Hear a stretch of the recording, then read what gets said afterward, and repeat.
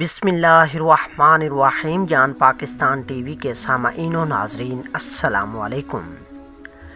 حضرت ابو ہریرہ رضی اللہ تعالی عنہ سے روایت ہے کہ رسول اللہ صلی اللہ علیہ وآلہ وسلم نے فرمایا، سب سے پہلا گروہ جو جنت میں داخل ہوگا ان کی صورتیں ایسی روشن ہوں گی جیسے 14ویں کا چاند روشن ہوتا ہے۔ پھر جو لوگ اس کے بعد داخل ہوں گے وہ آسمان کے سب سے زیادہ روشن ستارے کی طرح چمکتے ہوں گے۔ نہ تو ان لوگوں کو پیشاب کی ضرورت ہوگی، نہ پاخانہ کی، نہ وہ تھوکیں گے، نہ ناک سے علائشیں نکالیں گے۔ ان کے کنگھے سونے کے ہوں گے اور ان کا پسینہ مشک کی طرح ہوگا۔ ان کی انگیٹھیوں میں خوشبودار عود جلتا ہوگا، یہ نہایت پاکیزہ خوشبودار عود ہوگا۔